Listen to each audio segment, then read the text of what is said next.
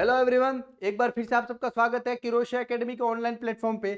आज breaking news है। Uttarakhand, UK, Rishikesh, Dehradun, Haridwar आप सबके लिए बहुत ही ग्रेट न्यूज है। तो सर क्या न्यूज है? तो सीएचओ की वैकेंसी आ गई है उत्तराखंड में और 1 महीने का टाइम दिया है भाई साहब। आपको ज्यादा टाइम भी नहीं दिया है, विद इन 1 मंथ आपके एग्जाम भी होने वाले हैं। कितनी सीटें हैं, क्या क्या क्राइटेरिया है, कितनी एज है, क्या एग्जाम से होने वाला है, क्या एग्जाम का पैटर्न होने वाला है और किस लेवल की तैयारी करनी है, ये सब मैं आपके लिए लेके आया हूं।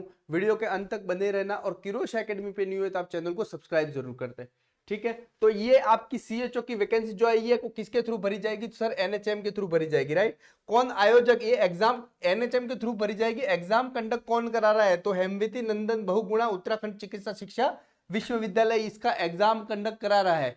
चलो बढ़िया है। अगर इस तरीके से एजेंसी के थ्रू एग्जाम कंडक्ट कराएंगे तो जल्दी होगी, है ना। जल्दी होगी तो आपका काम फटाफट होगा और आपका काम जब फटाफट होगा तो आपकी ज्वाइनिंग फटाफट होगी, आपकी ज्वाइनिंग फटाफट होगी तो आप मिठाइयाँ बहुत फटाफट खिलाएंगे जी।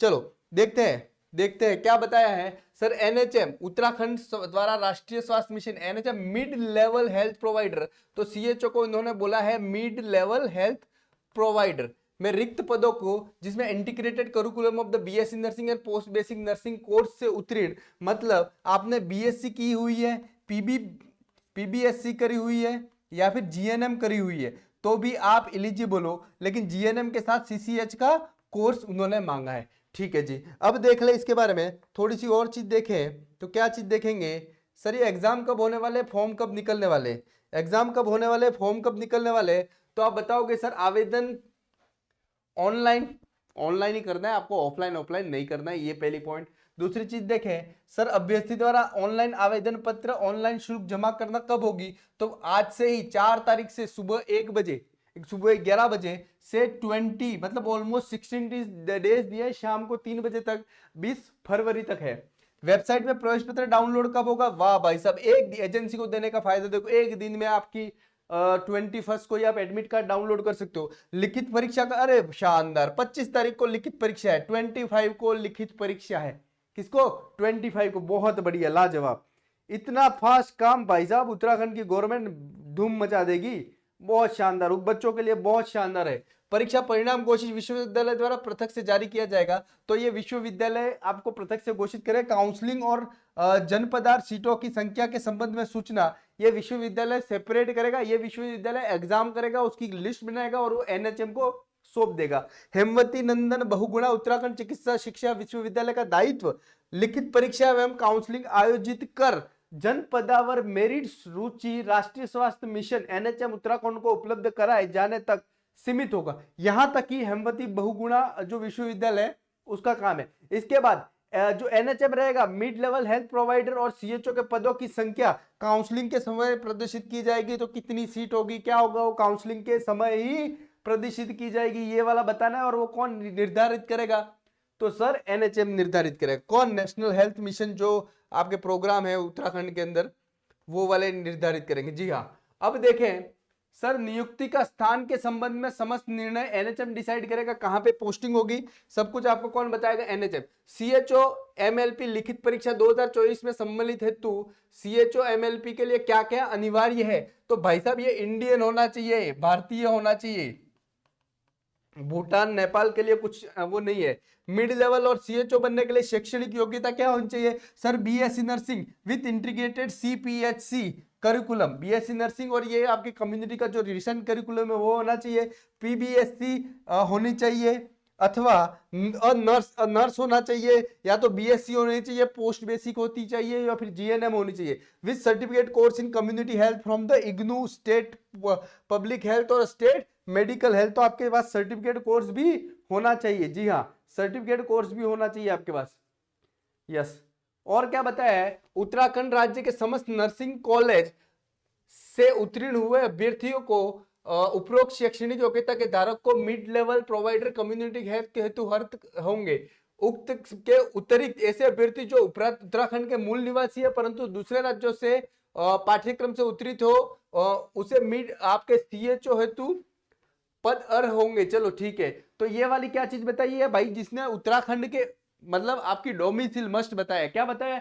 डोमिसिल मत मस्ट बताया। उत्तराखंड राज्य के समस्त nursing college public private AIIMS Rishikesh से उत्तीर्ण हुए अभ्यर्थी जो कि उपरोक्त शैक्षिक योग्यता के धारक हो, मतलब आपके सीएचओ और एमएलपी के पद हेतु अर्ह है, मतलब आपने उत्तराखंड से करी है तो भी अर्ह हो, आप वैलिड हो। उक्त के अतिरिक्त ऐसे अभ्यर्थी जो उत्तराखंड के मूल निवासी है परंतु दूसरे राज्य से उपरोक्त पाठ्यक्रम से उत्तीर्ण, आपने बीएससी नर्सिंग जीएनएम और कोर्स किया है तो भी आप एलिजिबल हो। आयु सीमा क्या बताइए तो सर 21 टू 42 ईयर, ये आपके जनरल की है, ठीक है। तो 42 से ज्यादा आपकी एज नहीं चाहिए, 48 41 2 ईयर से ज्यादा नहीं।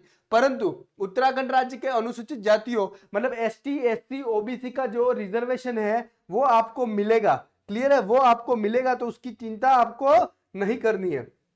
नेक्स्ट करें चरित्र, मतलब आपके चरित्र कैरेक्टर सर्टिफिकेट होना चाहिए, आपके विरुद्ध कोई कार्रवाई नहीं होनी चाहिए गवर्नमेंट की तरफ से, ये वाला मस्ट है। वो मेरे हिसाब से नर्सिंग के बहुत ही कम बंदे होते हैं जो ऐसे इशू क्रिएट होता है, बाकी बहुत ही जेन्युइन बंदे हैं। शारीरिक स्वस्थता, किसी अभ्यर्थी की इसको सेवा में किसी पद तक तब तक नियुक्त नहीं किया जाता जब तक कि मानसिक और शारीरिक दृष्टि से उसका स्वास्थ्य अच्छा ना हो।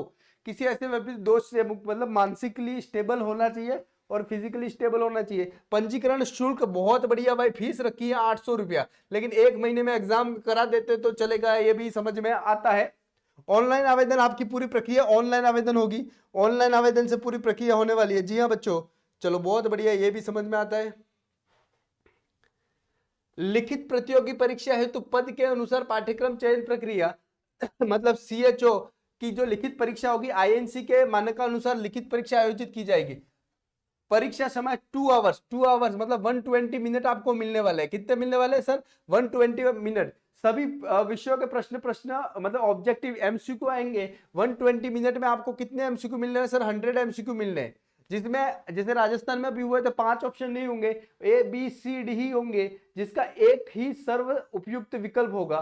प्रत्येक सही उत्तर के 1 अंक प्राप्त होगा और उत्तर नहीं देने पर कई विकल्पों के एक साथ चयन करने पर 0 होगा। मतलब करेक्ट आंसर का यहाँ पे अभी तक नेगेटिव का नहीं बताया, करेक्ट आंसर का कौन सा होगा? 1 मार्क। चलो तो 100 मार्क्स का पेपर होने वाला है। अभ्यर्थी को परीक्षा के उपरांत प्रश्न पत्र ले जाने की अनुमति होगी। तो चलो ऑनलाइन की तरह नहीं, ऑफलाइन में आपको पेपर आपको साथ मिल जाएगा। तो हम, अगर आप ग्रुप से जुड़ जाना, डिस्क्रिप्शन में हम आपको वो पेपर भी प्रोवाइड कर देंगे जो राजस्थान एनएचएम ने भी कराया था। परीक्षा कार्यक्रम अपरिवर्तनीय, मतलब परीक्षा उसी डेट की होगी चाहे उपयुक्त तिथि के सार्वजनिक अवकाश ही क्यों न हो। कोई भी सिचुएशन में हम डेट तो भैया परीक्षा उसी दिन को कराएंगे। परीक्षा स्थल पर कैलकुलेटर, लॉक टेबल, किसी प्रकार का उपकरण नहीं ले जाना है।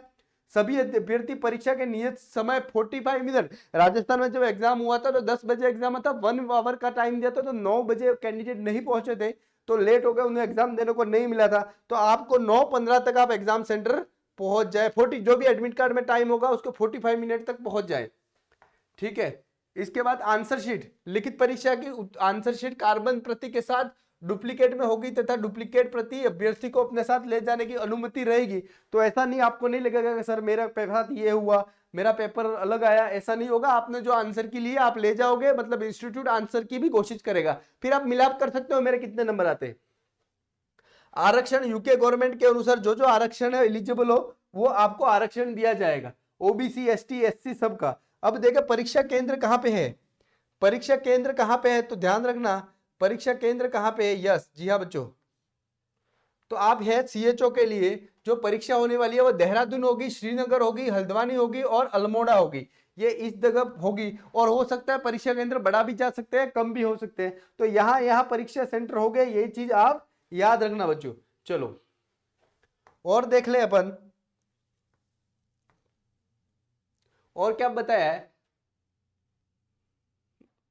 आपका जो परीक्षा केंद्र है वो चेंज नहीं किया जाएगा किसी भी सर्कमस्टेंस से। रिक्त पद हो तो सीट मैट्रिक्स, सीएचओ के अभी तक सीटें नहीं बताई है, जितनी सीटें होगी वो एनएचएम डिक्लेयर करेगा।